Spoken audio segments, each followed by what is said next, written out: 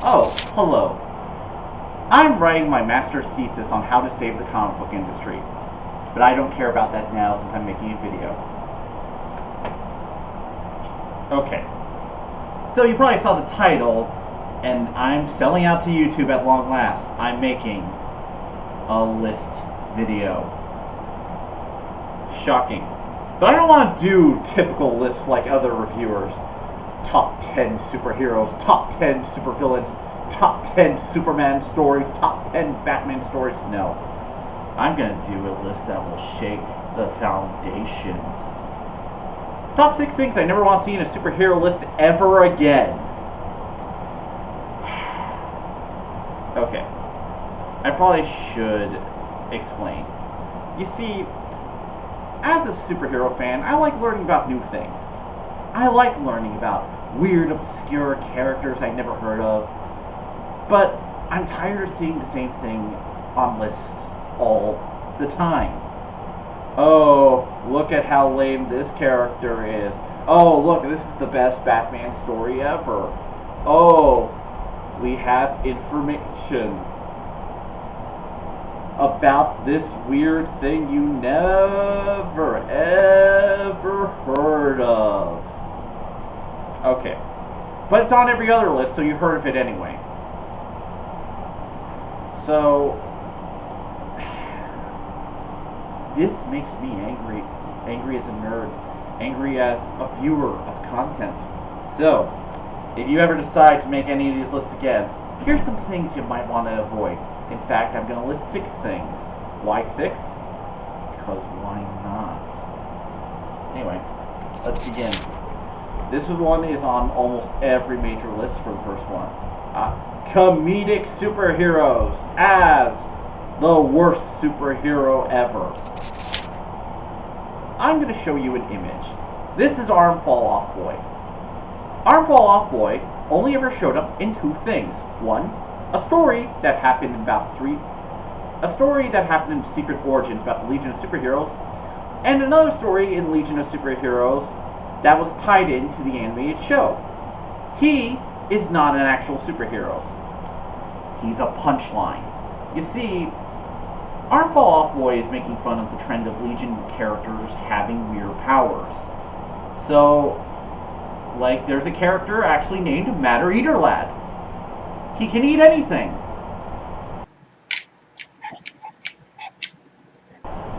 To be fair, that's actually kind of useful if you think about it. I mean, come on, like, he can eat anything and not die from it? Jesus Christ. Survival expert. But here's the thing. When you have characters like these on lists as the worst superheroes ever, not a lot of these characters made major appearances. Oftentimes they were only showed up in one stories about how their powers were useless, or funny stories about how comedic their power actually is. There's a character called Stone Boy who turns into stone and doesn't move at all. He just turns into a statue. That's it. That's his power.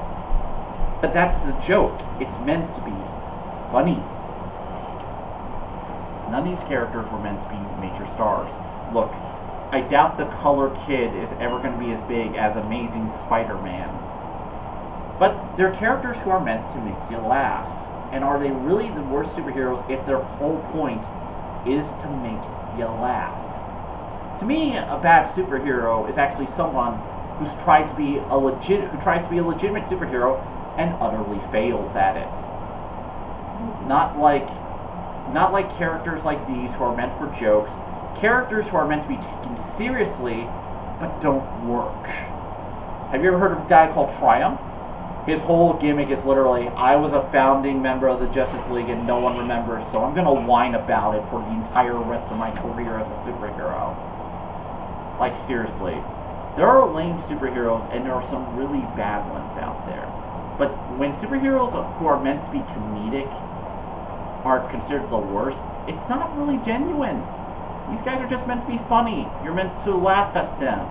So, have a good laugh. Because guess what? They're doing their job. Number 5.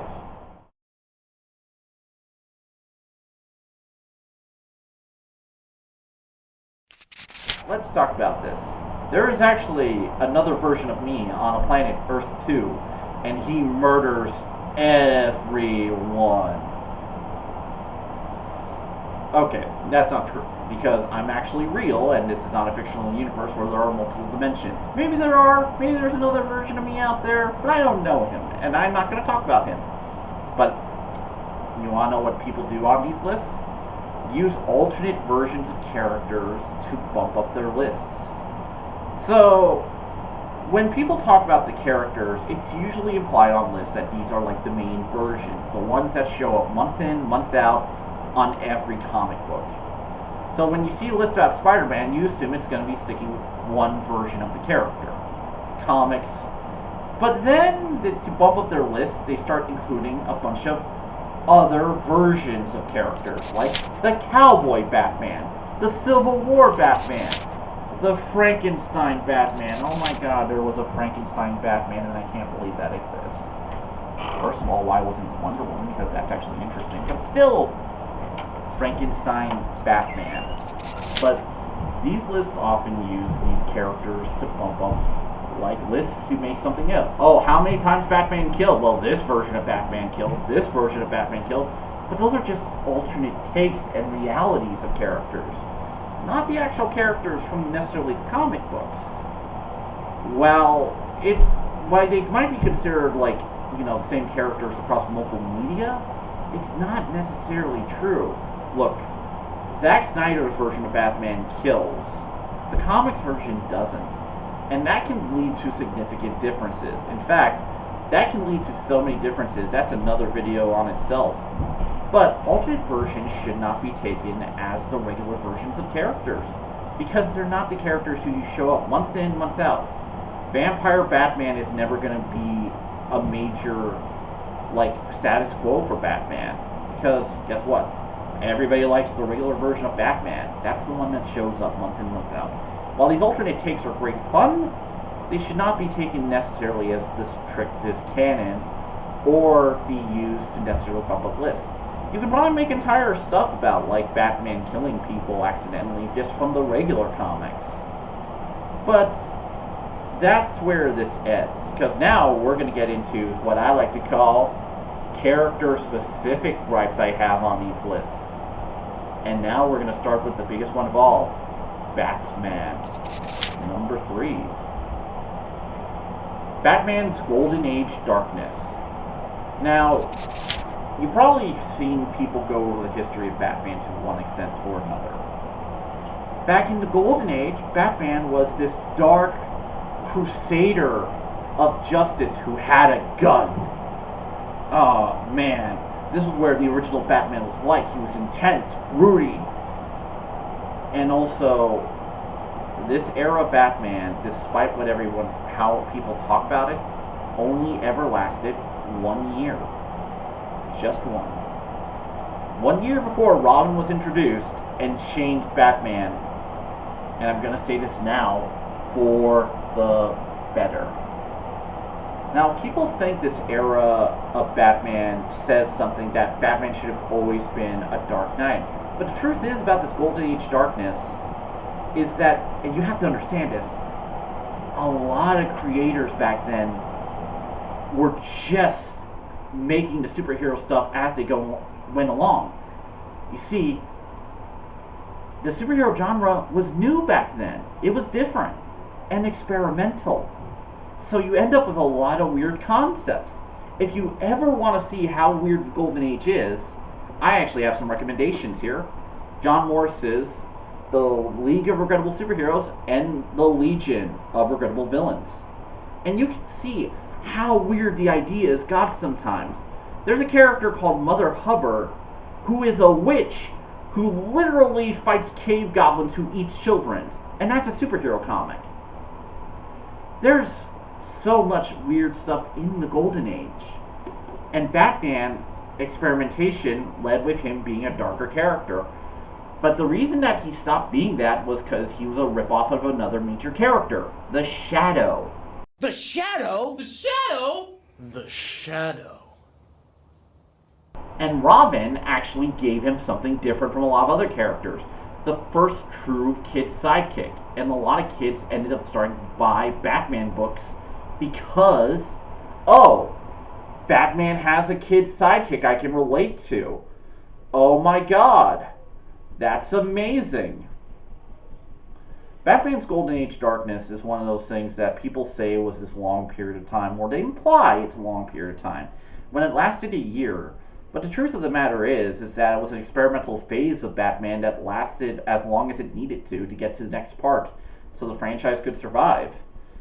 Batman's truest, like, if we're going to be honest, the origins of Batman and who he is as a character lies more with Adam West than it does with Christopher Nolan. Number 2. Clark Kent's disguise. People bring this one up a lot as like a terrible disguise or like a terrible joke. But this is one of those things of, at this point, I'm not really a fan of this one argument because it's used so often, but real life has proven that this one actually does kind of work. There are plenty of stories of celebrities just going out into the world and hiding by just simply changing up their clothes at one point. For a while, Tom Cruise worked as a mailman. And you might be like, I could have recognized Tom Cruise off the street. Yeah, but are you looking for Tom Cruise off the street is the question. This is the guy. I'm the guy. This is the guy. I'm the guy. Again, this is one of those arguments that is brought up time and time again, but comics have been using, well, there's a factor in comics that, comics are a static medium. When comics are, you're used to seeing Superman's face on the page and panel all the time. But not everyone else is, and in universe, it's assumed that Superman doesn't have a secret identity. He shows his face. What's there to hide? I mean, come on. And plus, there's been all sorts of justifications at this point for it. So if you actually do your reading, you can find like there might be a good justification for it. From Superman being a Shakespearean trained actor, yes, that was something. At one point in Superman Birthright, he's reading a book on being an actor to play Clark Kent. Not kidding. From super hypnotism from the Silver Age, to being able to change his muscles to look like a dumpy farm boy from All-Star Superman. In fact, here's an image from All-Star Superman to show the difference between what Clark Kent looks like and what Superman looks like. Comics are a unique medium, and ultimately sometimes it comes down to the art. But just because, they say you think it's bad, doesn't mean the comics don't go out of their way to try and justify it and come up with some interesting justifications on their own. Superman's disguise might seem weak on the outside, but maybe we just don't know the necessities just by looking at it. And number 1. Aquaman. Let's have a talk about Aquaman. Aquaman is not a bad character. He's also not the greatest character. Look, people have been joking about Aquaman for years. Hey, let her go! Or what? Or, I don't know, man, but you're lucky you're not doing that over here in the ocean, or else I would stop you. And you know what? I'm so damn tired of it, it's not even funny. Because let's take a look at his most basic power. He can't drown. Now, you might be thinking, well, in a world where Superman can fly and stuff, yeah, in a world where Superman can fly, that might not seem like the best thing ever, but guess what? If somebody had the ability to not drown in the real world, oh my god, we have one of the most powerful people ever. He could save so many lives just by swimming out there and just, saving people with that one power. That's kind of amazing. Oh, he can also survive under the water. Okay, look, Aquaman is not the worst character in terms of power set.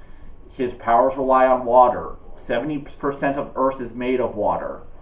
The guy also has super strength and can work outside the land. The guy's nearly as strong as Superman. He once threw a polar bear at poachers. I don't know. Maybe Aquaman's not that bad a character. While the Super Friends incarnation of the character sticks out like a sore thumb, because, well, you know, they had to make each character different, and Aquaman's thing was, I'm a water dude, so I work with water. But, to tell you the truth, he was not even the most useless Super Friend. You want to know who the most useless Super Friend was? Hawkman. He could only fly with a team that had Green Lantern, Superman, Samurai. Oh, sometimes he had a jet. Well, Wonder Woman has the invisible jet. Stealth technology. Like, Hawkman was the worst one out of that entire setup there. And it lacked the comics, and unfortunately, he lacked the comics' interesting weaponry to help him stand out as a character. But I'd also put Aquaman here on this list for another reason, is that sometimes people try to justify Aquaman as a good character. Now, I just did spend an entire moment there just justifying Aquaman as a good character, but I do think it goes a little too far. Aquaman has not had the greatest stories in comics, but he did have a lot of good ones. And he's a fine character. He's not the worst superhero ever. He's not the best one. He's kind of like, in terms of superheroes, just the average dude. The average superhero. He has kind of a unique setup. He's king of Atlantis. He has some Arthurian mythos going on to him as well. He's not a bad character. Ultimately, Aquaman on these lists to me reeks of somebody trying to repeat jokes they've heard a million times, and they think it's funny every time. To me, it's not, and like I said, Aquaman is an okay character, and if I ever see him on a list, I'm probably going to click out of it. Well, that was it, and now I must return to writing my thesis on superhero comics. Why does Wonder Woman care?